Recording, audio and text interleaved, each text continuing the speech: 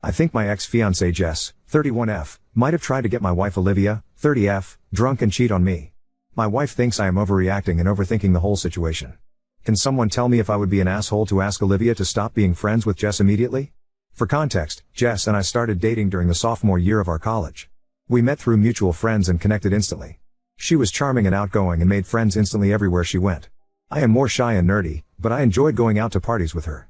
We got engaged on our graduation day as both our families were attending. I got a job in a big tech company right after college and Jess moved in with me while looking for jobs. That is when the relationship started going downhill. Jess was an art major and had trouble finding a stable job. She did a bunch of freelance work and mostly worked from home. I was overwhelmed with work.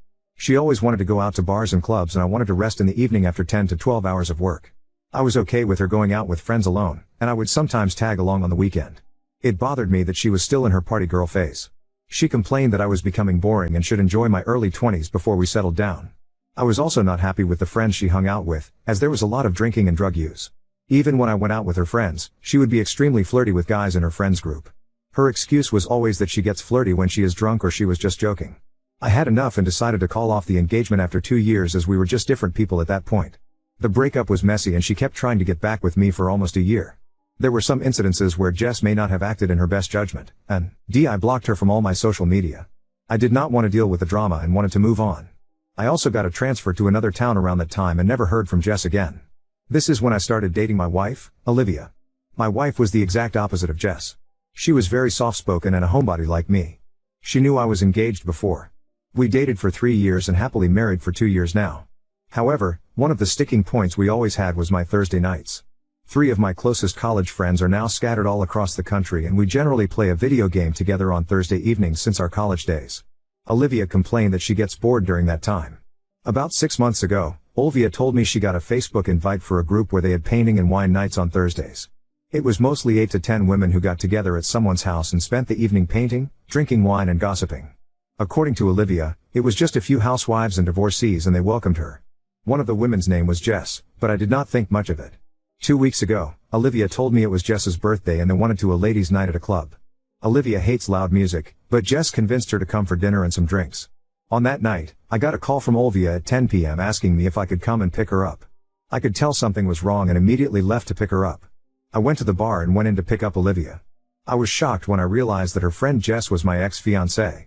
She also looked surprised to see me there. I was polite and said hello to everyone, but Olivia wanted to get out of there as soon as possible. After we went in the car, I told Olivia that Jess was my ex-fiancée whom I had not seen for almost 7 years. Olivia was shocked to hear it and she did not know about it. It was crazy since I did not even know she lived in the same city as us. Olivia told me Jess was the one who had started the painting group. She had divorced her husband 2 years ago and moved to our city for a fresh start. The reason why she called me was because she was getting uncomfortable with the situation at the bar. Since Jess and one of the other women were single, they kept on encouraging guys hitting on them and inviting them over to their table. Jess was trying to get everyone drunk and was asking Olivia to open up and have fun. She was constantly hyping up Olivia to 2 of the guys who bought them a round of drinks. At this point, Olivia excused herself to go to the restroom and called me to pick her up. I am not happy with the situation, but I am also not mad at Olivia. I am just uncomfortable with Olivia hanging out with Jess. I told Olivia about the same. Olivia told me that she was never going to put herself in the same situation again with Jess or anyone else. Also, this friends group is the only real social life she has since we both are in a completely new city.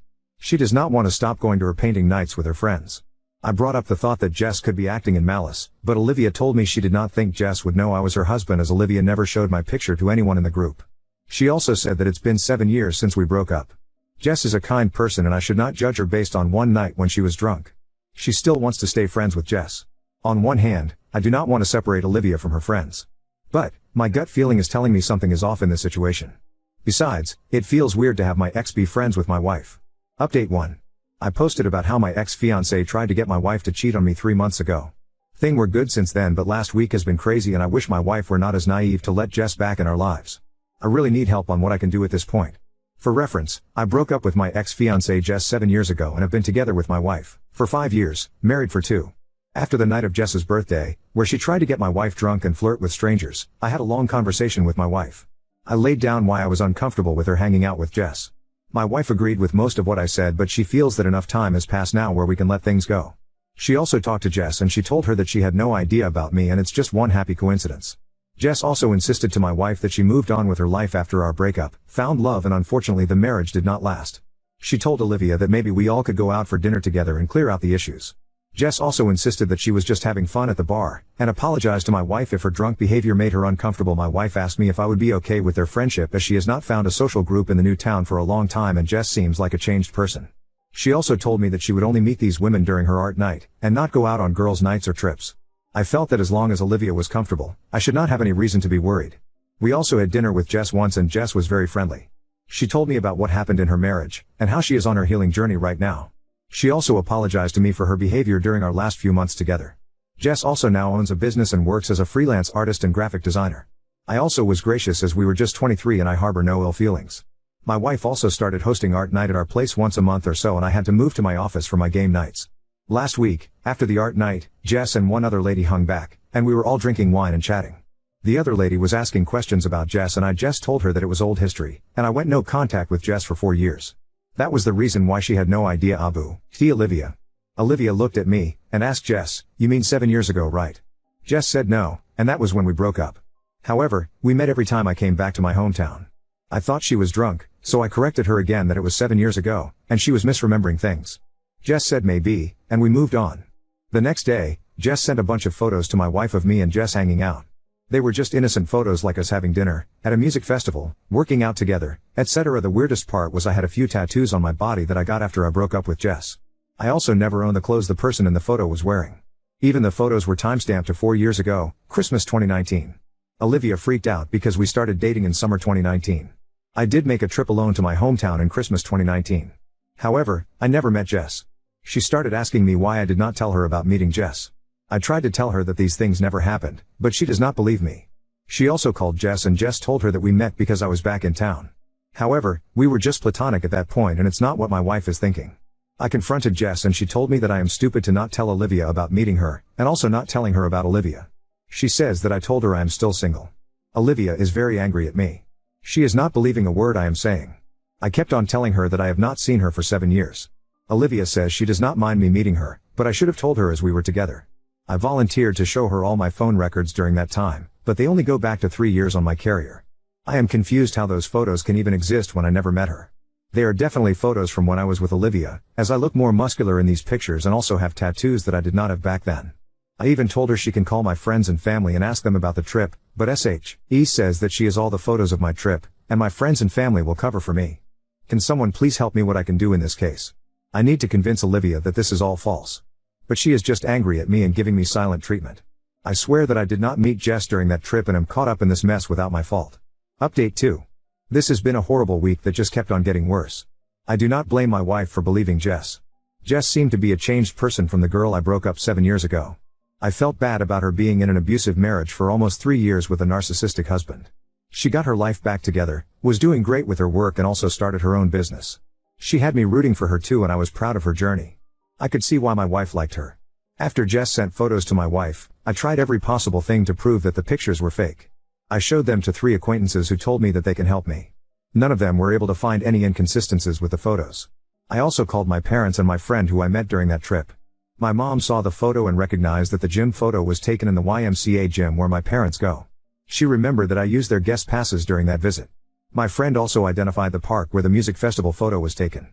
He confirmed that we had gone there during my visit for a Christmas tree lighting ceremony. Things were just getting really confusing as how photos exist between Jess and I at these venues. Jess on the other hand was comforting my wife, telling she did not imply anything when she sent her the photos. She said that she was married at that time, and we just ran into each other a couple of times during that visit. Jess was telling my wife to not overthink the photos and I must have forgotten that we ran into each other. What calmed my wife down a bit was my mom talking to her and telling her that in no RLD would I hang out with Jess after all the stuff that happened during our breakup. Things got really messy and there was a reason why she was blocked across everything. My wife agreed with her and told me to just let it go.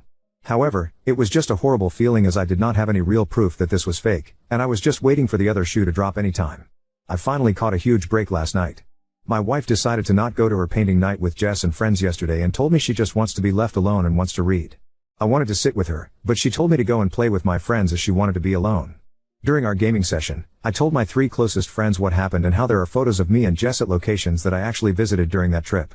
The session turned into them bashing Jess, old stories, and how manipulative she is. After our gaming session was over, my friend Jim called me on phone and told me he wanted to talk about something important about Jess. He asked me if I was alone, as he did not want Olivia to listen in. I told him I need to go to a different room. I put my phone on speaker and went in our bedroom where Olivia was sitting and prompted her to stay quiet. Jim told me that he has been in contact with Jess for 3 years ago. He said that she was still married but was planning to leave her husband.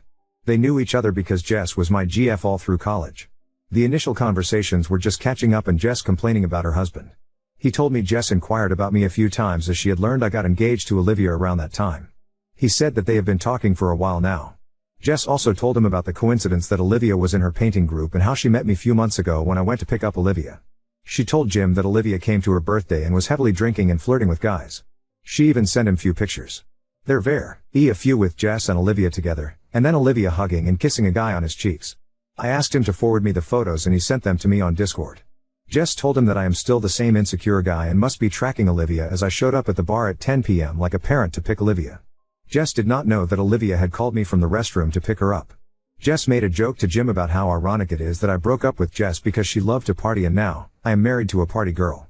I asked Jim why he did not share those pictures with me before. He said that he did not want to stir the pot in my marriage without knowing all the details. I was really mad at Jim at this point and asked him what else did he tell Jess about me. He said not a lot and they barely talked about me. However, Jess was obsessed with Olivia and would badmouth her a lot. So, Jim might have told her a bit about Olivia like what she does, where she works, etc. I asked Jim did he ever tell Jess about our game nights, and he said he has and how Olivia complains about being bored. I told Jim to not tell Jess about our conversation. Jim asked me if I not tell anyone that he and Jess are in contact. He said that his wife might get the wrong idea and he just wanted to reach out because things seemed to get really weird in my life. Olivia was listening to everything and staring in disbelief at the photos that Jim shared. As soon as I hung up the phone, she started explaining to me that these were the same guys that Jess called to their table and were buying them drinks. However, she never even stood next to them, let alone hug or kiss them. She also pointed out that her Apple Watch in the photo was on her wrong wrist. She was also spooked out that Jess knew about her for almost 3 years, and there was no way she did not recognize her when she joined the painting group. Olivia was also pissed at Jim for talking to Jess and backstabbing me for so many years. She pointed out the fact that Jim was missing for one day when he and his family visited us last year. Jim was gone for the entire day and came home late at night because he had to work from his office in our city. 15 minutes after our conversation, Jess messaged my wife and told her that they missed her at the painting night, and she will see her next week. Her level of deceit really gave us chills and Olivia was really worried. Olivia wants to go no contact with Jess, but I am worried that it may not be enough. I also still don't know how Jess knows about what I did when I visited my parents in 2019 and all the locations I went to.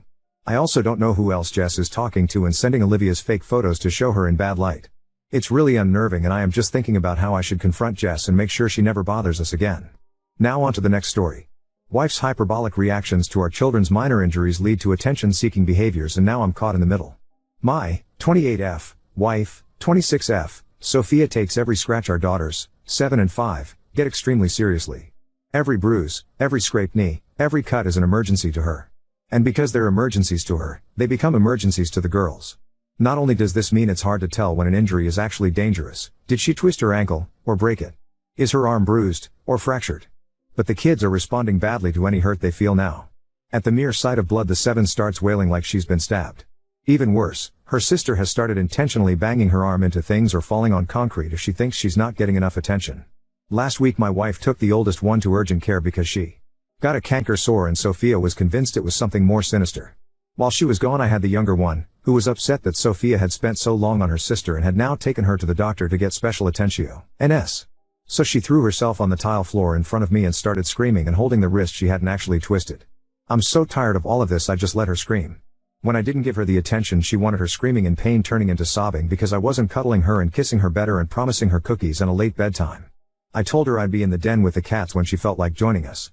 I felt like a bitch for letting her cry herself out, but she's never going to learn to walk off scooter falls or getting hit with dodgeballs at this rate, and she can't be rewarded for this kind of behavior. It's just not healthy.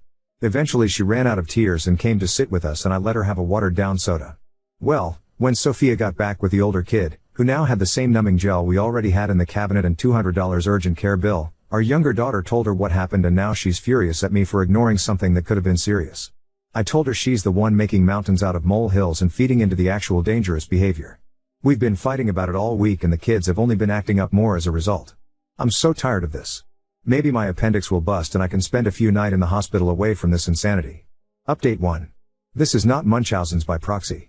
Y'all have got to lay off the Hulu docuseries and stop trying to diagnose strangers with serious and sinister medical issues based off one post written by their annoyed spouse. My wife does not hurt them, she is not poisoning them, or looking for drugs to feed them, or posting all over social media about how great she is and how lucky the girls are, etc., or trying to scam people out of money or a Habitat for Humanity house. Sophia is not worrying for the attention of it. She is trying to ensure that they don't feel ignored and neglected, to the point that she takes everything serious, but she's gone too far and it is now backfiring. The few people who pointed out that the younger's behavior of faking injuries or actually giving herself a bruise could develop into something more serious are correct, however, which is a concern that I also have. 2. Attention. The girls get attention. They get plenty of attention from both of us. They are not being neglected to the point that they need to injure themselves as a cry for help. For one thing, my older daughter doesn't do that. She is just genuinely convinced that bruises could be internal bleeding and any bump on the head could be a concussion.